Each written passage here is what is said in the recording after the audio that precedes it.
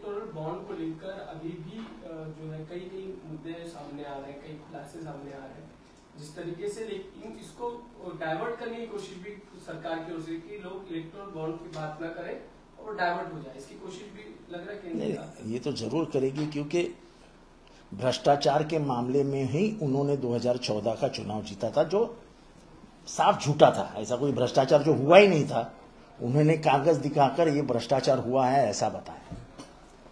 लेकिन दुनिया का सबसे बड़ा भ्रष्टाचार जिसको माना जाता है, जो वाटरगेट स्कैम से बड़ा है, जो 2G स्कैम से कहीं गुना बड़ा है, जो एशियन गेम्स जो इस देश में होते, कॉमनवेल्थ गेम्स, उससे भी कई गुना बड़ा है, ऐसा एक स्कैम भारत में हुआ और गवर्नमेंट के आंखों के सामने हुआ।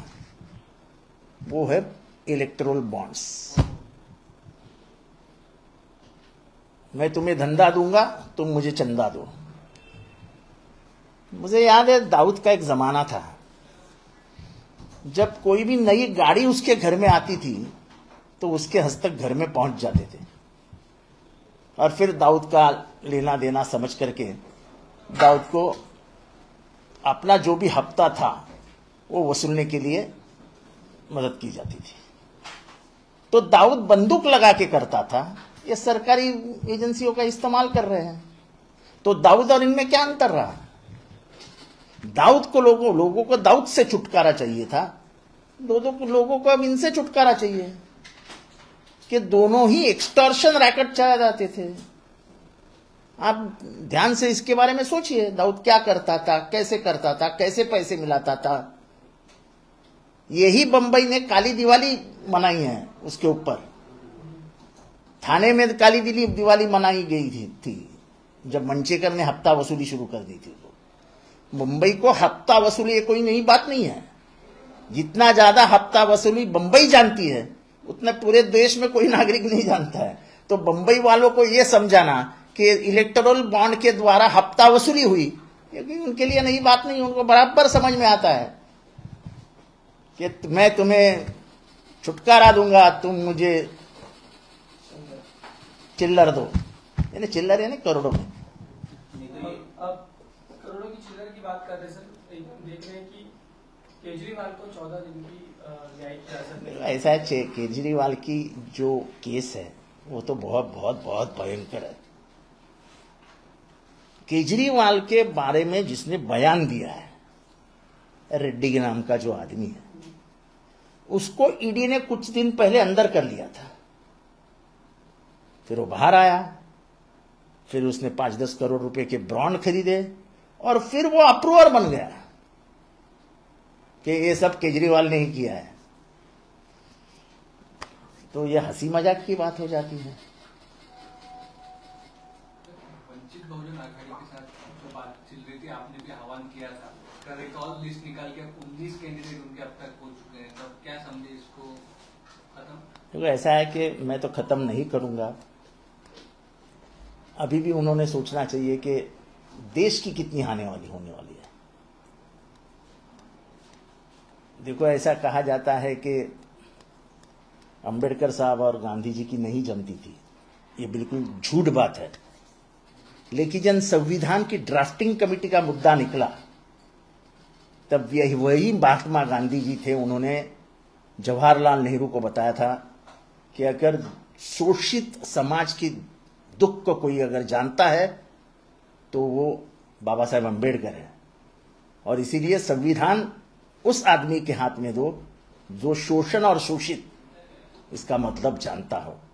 और तब पूरे कॉन्स्टिट्यूएंट असेंबली ने डॉक्टर बाबा साहेब अंबेडकर को चुना था। तो इस देश की आज़ादी में, इस देश को बनाने में, इस देश का स्वतंत्र आबादित रखने में जो योगदान डॉक्टर बाबा साहेब अंबेडकर का रहा है, वो शायद ही किसी का रहा है। संविधान ये भारत को दिया हुआ बड़ा आशीर्वाद है उनका। अभी भारत जब संविधान जाते हुए दिख रहा है, संविधान का गैर इस्तेमाल हुआ रहा है, तब भी अगर हम नहीं देखेंगे, हम हमारे आंखों पे पट्टी बांध लेंगे। मैं उनको आज भी बोलता हूं कि तुम खून के वारिसदार हो, आपकी बहुत बड़ी जिम्मेदारी है। हम तो विचारों के वारिसदार हैं,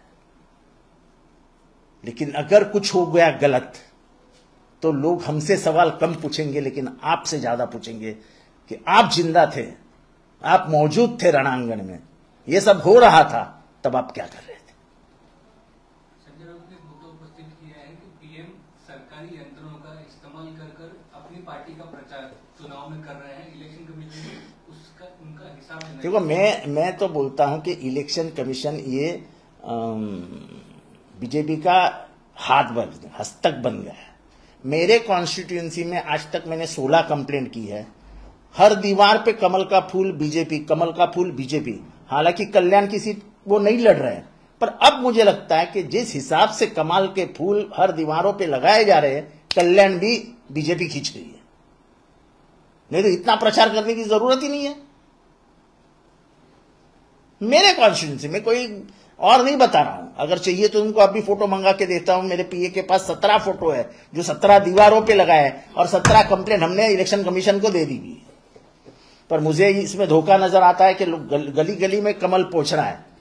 जो कमल हमारे एरिया में कभी दिखता ही नहीं था, वो अब गली गली में पहुंच रहा है। कहीं ना कहीं थाना कल्याण के बारे में कुछ उल्टा करने का प्लानिंग उनका है, ऐसा मुझे लगता है। सर, ये लग रहा है कि एकनाथ शिंदे को लगातार एक सीट जैसे ली जा रही है, कॉर्नर महायुति में एकनाथ शिंदे हो रहे हैं। देखो, इतना है कि तुम्हारा इस्तेमाल हो गया ना, तुमको मिला ना, जितना देना था उतना दिया ना हमने। अब जाओ, अब जरा हट जाओ, हट जाओ। ये तो उनका हमेशा है ना, हमें यही उनकी राजनीति रही है। अगर जो पक्ष कल्याण सिंह को बाजू में कर देती है, उनके लिए एकनाथ शिंदे, उमा भारती को बाजू में कर देती है, उनके लिए एकनाथ शिंदे और अजीत पवार क्या है। तुम इतिहास देखो ना, 80 से लेकर आज तक कैसे कैसे उन्होंने लोगों को बाजू में किया है। जिनका काम हो गया, तो कहा जाता है काम खत्म, मोहब्बत खत्म। गांजा खत्म, भजन खत्म। जब तक वो नशा है तब तक भजन होता रहेगा। जब नशा उतर गया, बाजू में रख देंगे। यही अजीत पवार के साथ भी है। जिसका जिसका उन्होंने प्रवेश लिया है और जिनको जिनको उन्होंने आशीर्वाद दिया है कि तुमको कुछ नहीं होगा, उनको उनके पीछे चलना पड़ेगा। तुमको ना तो स्वाभिमान है, ना तुम्हारे में का गुरूर जिंदा है। तुम एक वो पाली प्राणी रहते ना, अपने प्राणी का नाम नहीं लेना चाहते, तो उसके जैसे सिर्फ पीछे पीछे पीछे पीछे चलना है। तुम्हारा अस्तित्व ही खत्म कर दिया उन्होंने।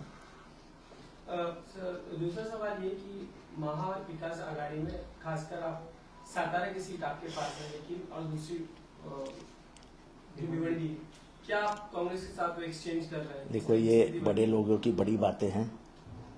मैं काम करने वाला कार्यकर्ता हूँ। सीट किसको जाए किसको न जाए, हमको काम करना है। लेकिन जब हम देखें जयंत पाटिल जाके, अभी जयंत पाटिल पृथ्वीराज चौहान के घर में क्यों गए, उन्होंने क्या खाया, चाय पिया कि नहीं पिया? मैं नहीं था ना, मैं दिल्ली में केजरीवाल की बैठक में था, तो मैं कहाँ से बताऊं। सवाल ये कि ये जो राजनीतिक समीकरण है कि देखो, समीकरण आते हैं तो एक कद्दावर नेता के रूप में पृथ्वीराज चौहान को लाया जा सकता है, तो क्या स्थिति है? Dynamics of politics changes within seconds. कुछ भी दूसरे सर, महायुति में भी यही स्थिति देख रहे हैं कि कई सीटों को लेकर उनमें अगर उस्मानाबाद हो या देखो, ऐसा है कि महायुति का जो गणित है वो साफ सुथरा गणित है कि बीजेपी ने जिनका इस्तेमाल किया है उनको यही खत्म करके बाजू में कर देना है। उनको उतना भी बड़ा नहीं बनाना है कि फिर से वो कभी चीफ मिनिस्टर बन जाए। काल वंचित बहुजन आघाडीची जवळपास दुसरी लिस्ट जी आहे ती उमेदवारांची जाहीर झालेली आहे। आतापर्यंत तब्बल 19 उमेदवार वंचित बहुजन आघाडीने या लोकसभेच्या निवडणुकीकरता राज्यात दिलेले आहेत। एकीकडे वंचित बहुजन आघाडीला तुम्ही 5 जागांचा प्रस्ताव पाठवलेला होता आणि वंचित बहुजन आघाडीने महाविकास आघाडीवरती आरोप लावले की त्यांची भांडणं मिटत नाहीये, त्यामुळे आम्ही या सगळ्या आघाडी आमच्यात कुठलीही भांडणं नाहीत आणि आमच्यातल्या भांडणांना आमच्यातर्फे कसं मिटवायचं हेच गणित आम्हाला माहिती आहे। त्याच्यावरती काय औषध आहे ती पण आम्हाला माहिती आहे. त्यामुळे हे नको ते कारण आहे. प्रश्न एवढा आहे की त्यांचे आजोबा बाबासाहेब आंबेडकर आणि गांधीजींचे थोडे संबंध दुरावलेले असायचे असं इतिहासामध्ये नमूद केलं. पण जेव्हा ड्राफ्टिंग कमिटीचा निर्णय घेण्यात आला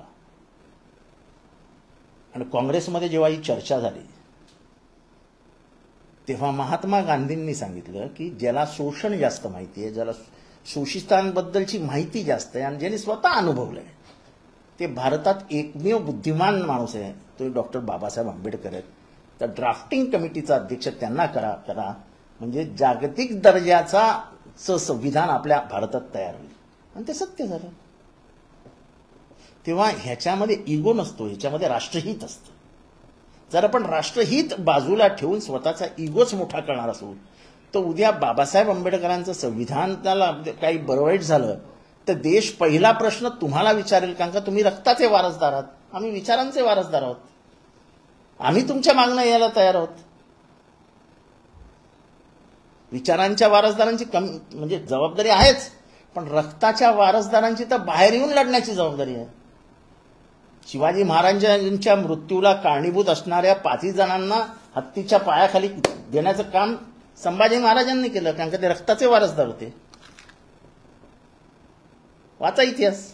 मग रक्ताचे वारसदार हे कुठे या लढ्यामध्ये मागे हटलेत का? नाही, मागे नाही हटलेत ते. माझी विनंती त्यांना एवढेच आहे की आमच्या काही चुका झाल्या असतील, आमच्याकडनं काही थोडं वेगळं झालं असेल, तुम्ही आमच्या बापाप्रमाणे आहात, या बसा, सांगा हे करूया आणि पुढे घेऊन जाऊया. अजून देखील त्यांना महाविकास आघाडीमध्ये येण्याची विनंती आहे का तुमच्याकडे? नाही, माझी तर विनंती, जोपर्यंत फॉर्म मागे घेण्याचा दिवस येत नाही तोपर्यंत माझी विनंती असेल. जेव्हा आपल्याला आपली गरज काय, जेव्हा या देशामध्ये हळूहळू तानाशाही म्हणजे फॅसिझमकडे आपण वाटचाल करत आहोत, देशाचं संविधान धोक्यात आहे असं स्वतः आंबेडकर म्हणतायत, म्हणजे बाळासाहेब आंबेडकर, तेव्हा या सगळ्या परिस्थितीचा विचार केल्यानंतर तू मोठा का मी मोठा, मी मोठा का तू छोटा, हे करणं गैर आहे. हे देश हिताविरुद्ध आहे. आपण देश हितासाठी लढलं पाहिजे. कारण शेवटी आपल्या आयुष्यात जर असं काय झालं तर आपण आपलं स्वतःला माफ करू शकणार नाही. साहेब, तुम्ही म्हणताय आंबेडकरांची तुम्हाला गरज आहे किंवा महाविकास आघाडीला गरज आहे, मात्र 2 नेत्यांमध्ये आंबेडकर आणि नाना पटोलेंमध्ये एकंदरीत जुटलेली पाहायला मिळत आहे. हे बघा, मी कोणाच्याही वैयक्तिक काय ते एकमेकांबद्दल बोलतायत त्याच्याबद्दल मला काही बोलायचं नाही. महाराष्ट्रासारख्या पुरोगामी राज्यामधनं जिथे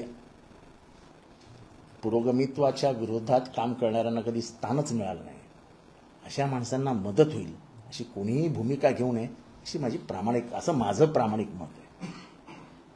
तेच मी म्हटलं की आंबेडकर यांच्याविरुद्ध काय बोलतायत आणि ते त्यांच्याविरुद्ध काय बोलतायत, हे मोठ्या राजकारणाला काय फार मोठी गोष्ट नाही आहे. तुमचा शत्रू कोण आहे आज? तुमचा शत्रू फॅसिझम आहे. फॅसिझमला हरवण्यासाठी या जगामध्ये एक असं कॉम्प्रोमाइज झालंय की ते तिघही एकमेकांचा चेहरा पण बघत नव्हते. रुझवेल्ट, स्टालिन आणि चर्चिल. पण जेव्हा त्यांना कळलं की आज आपण जर ह्याला थांबवला नाही हिटलरला, तर आपल्या तिघांचाही पडाव करून हा देशाचा सम्राट, जगाचा सम्राट होईल, तेव्हा तिघही एकत्र आले आणि पहिले त्याला बाजूला केला. हा विचार 1945 साली केलेला आहे.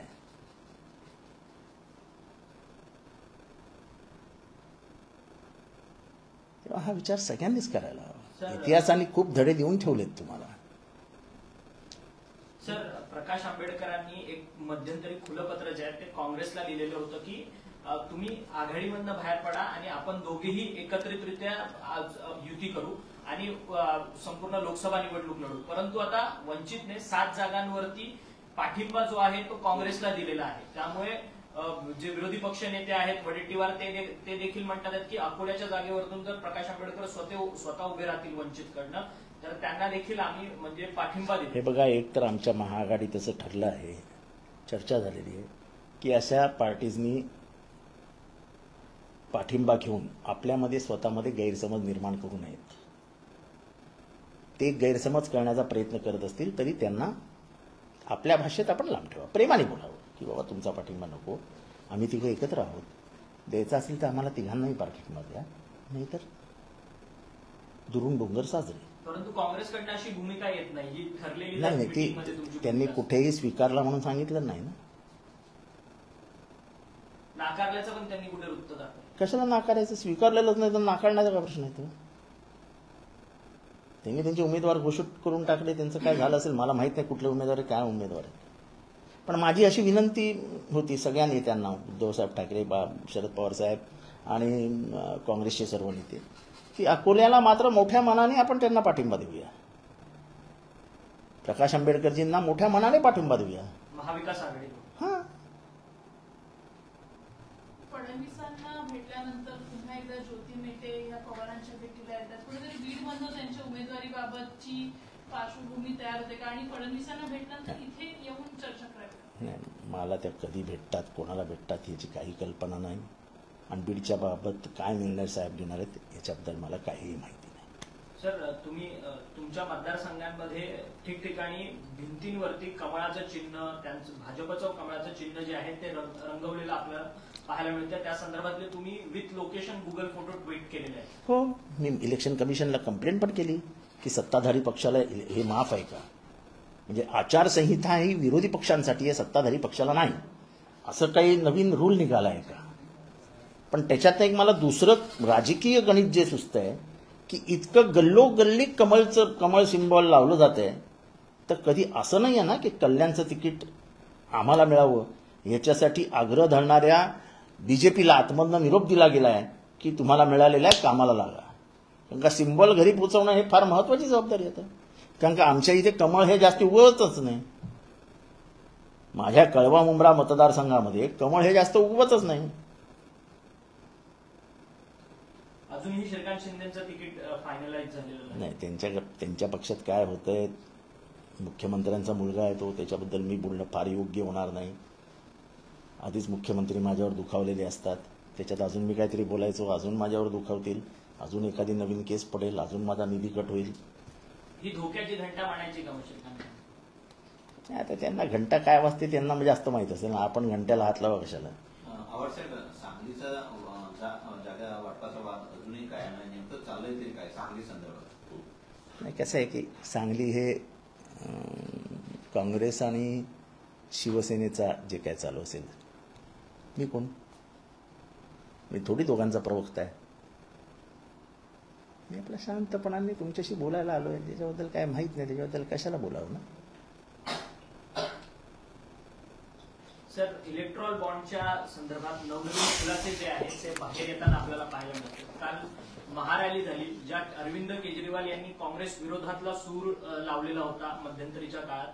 आता तीच काँग्रेस आणि इतर सर्व सहयोगी पक्ष अरविंद केजरीवाल यांच्या समर्थनार्थ रस्त्यावरती होते. एक लक्षात घ्या, दिस इज मॅच्युअर पॉलिटिक्स. हेच मी महाराष्ट्रातल्या तमाम नेत्यांना समजून सांगू इच्छितो. दिस इज मॅच्युअर पॉलिटिक्स.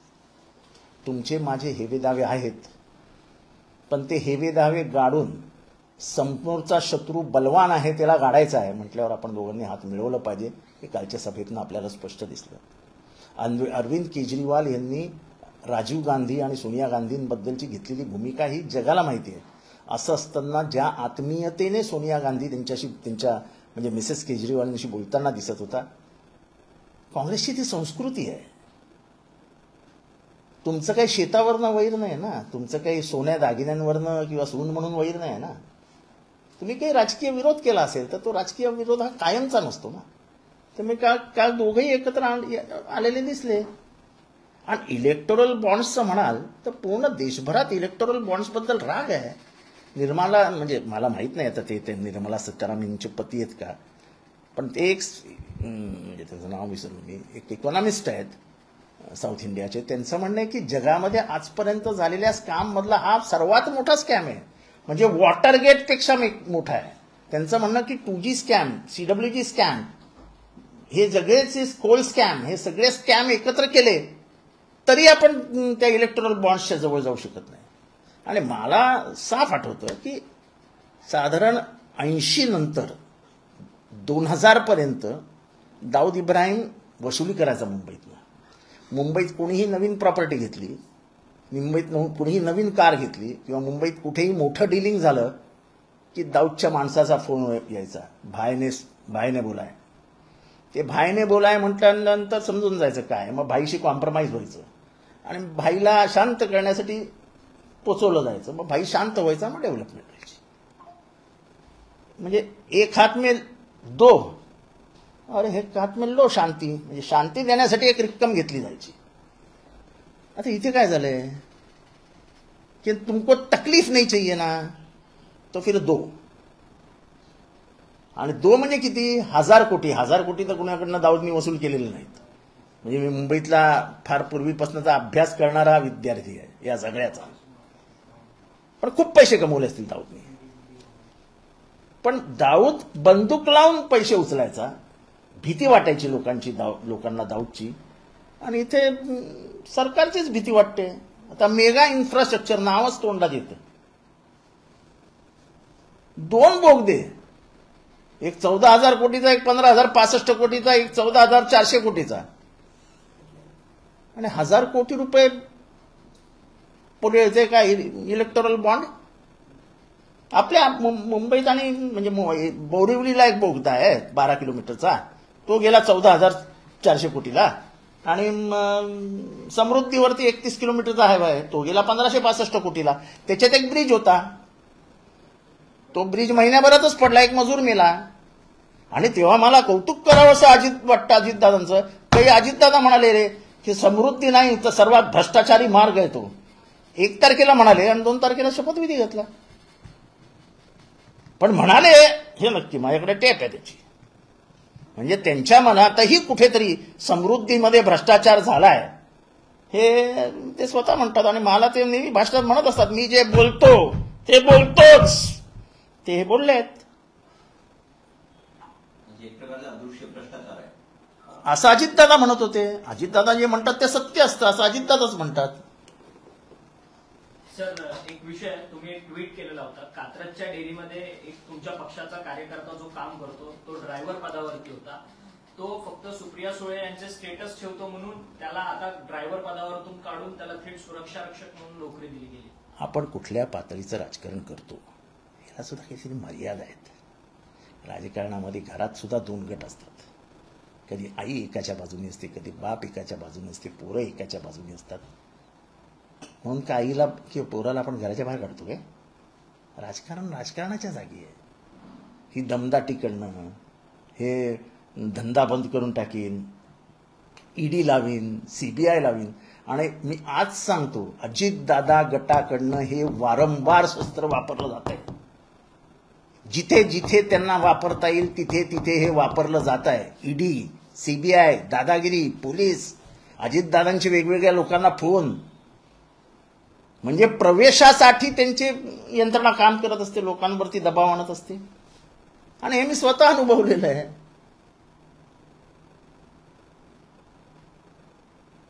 त्यामुळे हे सगळं ज्या काही प्रकारचं राजकारण चालू आहे, इतकं घाणेरडं राजकारण मी आजपर्यंत महाराष्ट्रात बघितलं नाही. की आपण कोण होतो, कोण आहोत, आणि आपण कोणाला फोन करतो दम द्यायला. म्हणजे इतकी पायावरची खालची वाळू. शरद पवारांनी उद्या फोन केले तर चांगले चांगले इंडस्ट्रीत निघून जातील. पण पवार साहेबांनी कोणाला दम दिल्याचं आजपर्यंत आठवत नाही आम्हाला. दुसरीकडे ममता बॅनर्जींनी भाजपला थेट आव्हान दिलं, 400 सोडा, 200 तरी निवडून या. नाही, ते दॅट इज. पण मला सर्वात आनंद झाला की ममता बॅनर्जींचे काल डेरेक ओब्रायन आणि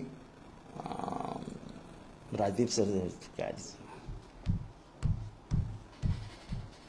त्या दोघंही ते जे प्रवक्ते आहेत, वक्ते म्हणून बोलत होते, त्यांनी सांगितलं आम्ही 100% इंडिया आघाडीबरोबर आहोत. ज्यांना शंका होती ना की ममता बॅनर्जी बाहेर पडल्या, ममता बॅनर्जी बाहेर पडल्या, ममता बॅनर्जी बाहेर पडल्या, काल इंडियाच्या त्या मीटिंगमध्ये केजरीवालांच्या समर्थनार्थ घेतलेल्या मीटिंगमध्ये दोघांनी सागरिका घोष आणि डेरेक ओब्रायन ह्या दोघांनी सांगितलं की आम्ही इंडिया आघाडीबरोबर आहोत. तुमचं धोकेबाज जो म्हणणारे तेजस्वी यादव ते जे गोविंदा संदर्भात बोलत होते ते शिंदेना वाटते की हिरो नंबर 1 ठरतील. तुम्हाला काय वाटतंय? त्यांचा गेल्या 5 वर्षात चाललेला एकतरी पिक्चर सांगा ना. लोकशाही मराठी ऐका, पहा, जागरूक रहा.